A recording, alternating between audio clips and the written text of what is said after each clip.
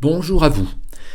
Je vous propose dans ce tutoriel de modéliser cette petite pièce qui est un support de store. Pièce relativement simple, mais vous êtes débutant, il va falloir que vous appreniez à comprendre le fonctionnement de SolidWorks, sa philosophie, et c'est la raison pour laquelle je vais commencer par une pièce relativement facile. Donc je vais revenir tout de suite sur le logiciel SolidWorks. Donc voici la pièce que nous allons modéliser, d'accord? Mais avant cela, on va revenir sur un petit principe de base à partir d'un document vierge. Donc je vais vous réexpliquer un petit peu la philosophie de SolidWorks, sachant que naturellement au cours de votre formation, vous allez petit à petit comprendre de mieux en mieux le fonctionnement de SolidWorks à travers toutes les modélisations que je propose. Je vais commencer par modéliser ne serait-ce qu'une pièce élémentaire qui est un simple cylindre. Je vais ouvrir une esquisse. Pour cela, par défaut, j'ai donc trois plans qui me sont proposés, le plan de face, le plan de dessus, le plan de droite. Ok ? Suivant le plan que vous allez choisir, en considérant que ce plan c'est une feuille de papier en quelque sorte, c'est une feuille de papier sur laquelle vous allez dessiner. Le plan de face par exemple c'est une feuille de papier qui serait verticale à vous, alors que le plan de dessus c'est une feuille de papier qui serait posée sur la table. En fonction évidemment du plan sur lequel vous allez dessiner, votre objet que vous allez modéliser aura une certaine position. Si je souhaite avoir un cylindre qui serait par exemple posé verticalement sur une table, j'ai tout intérêt à choisir le plan de dessus. Donc je vais cliquer sur plan de dessus et je vais aller ici cliquer sur l'onglet esquisse. Ceci vous permet d'accéder aux outils d'esquisse qui sont ici dans le gestionnaire de commandes. Je vois également le symbole qui me montre que je suis bien dans une esquisse. Et j'ai un petit repère rouge qui me précise où se trouve le centre. Le plan de dessus, n'imaginez pas que vous soyez réduit à travailler sur cette surface. Ce plan, d'abord, il a des poignées, vous voyez, qui sont manipulables. Il faut bien comprendre que ce plan, il a des dimensions infinies dans toutes les directions, à gauche, à droite, au-dessus, en dessous. Donc je peux très bien dessiner ici. Donc pour dessiner un cylindre, je vais m'interroger sur sa forme. Non, la forme, on sait très bien que la forme d'un cylindre, c'est une forme circulaire. La forme de base, évidemment, c'est un cercle. Donc, je vais aller chercher l'outil cercle.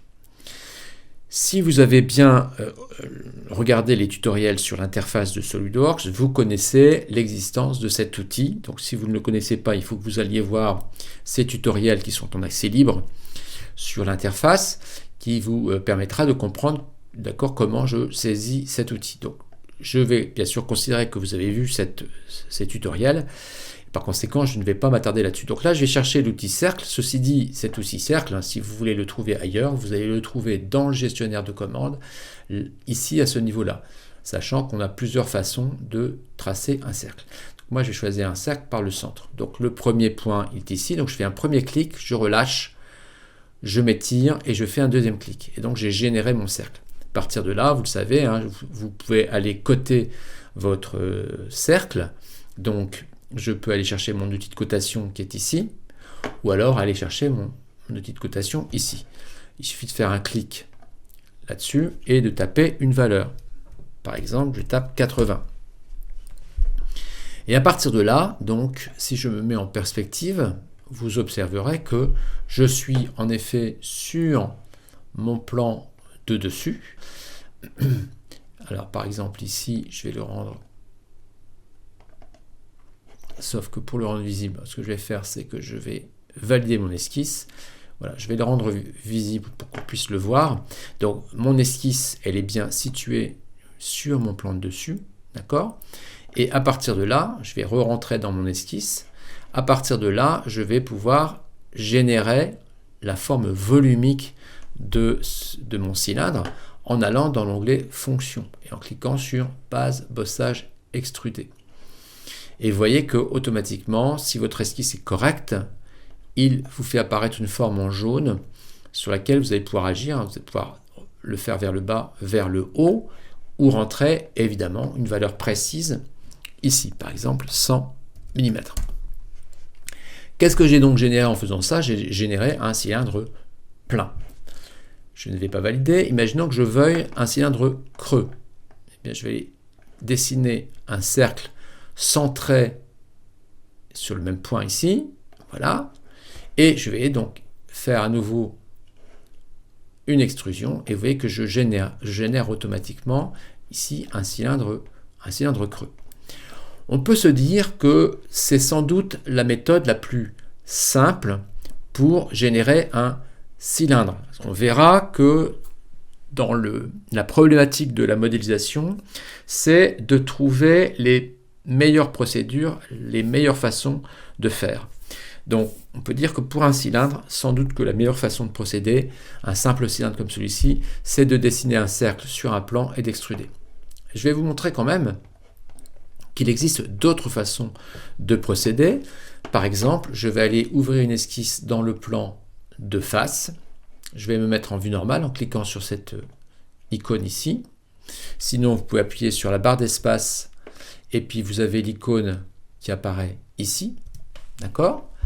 Donc, je vais aller tracer un axe de révolution. Donc, je retourne dans le plan de face parce que j'ai quitté mon esquisse. Je vais tracer un axe de révolution. Donc, je l'ai ici, mais je l'ai également ici, ligne de construction. Je vais me placer donc au centre et je vais tracer un axe vertical. Alors, je le sais qu'il est vertical parce que j'ai un petit symbole très noir sur fond jaune à droite de ma souris. Je fais Escape si je suis en mode polyligne.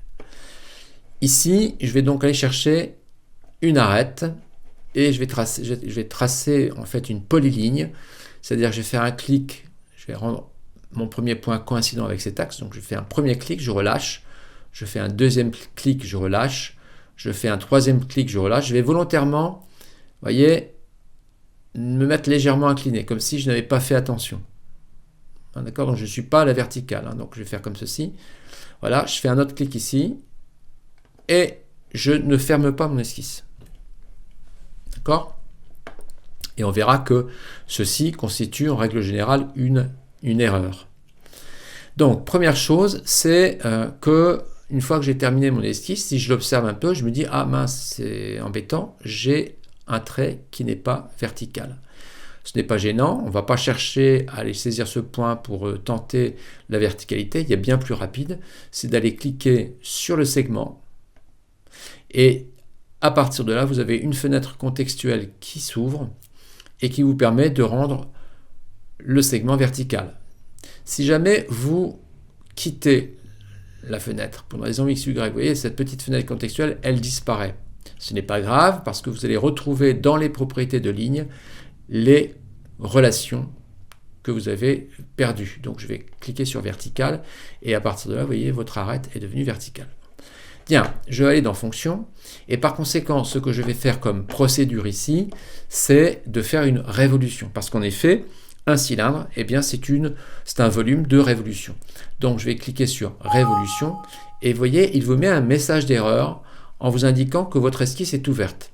Donc la plupart du temps, lorsque vous faites comme ça des opérations volumiques, donc vous utilisez des fonctions volumiques, eh bien, les esquisses ouvertes sont rarement appréciées.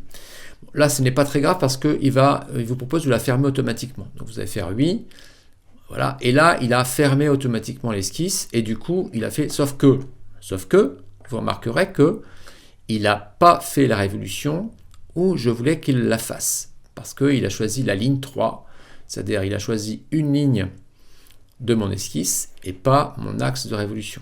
Ce n'est pas grave, je vais cliquer sur l'axe de révolution et voilà, il va rétablir la révolution. Donc vous voyez, tout ça, c'est très intéressant de comprendre cela lorsqu'on modélise. Donc voilà une autre façon de modéliser. Mais vous remarquerez qu'avec cette technique, eh bien, faire un cylindre creux n'est pas possible.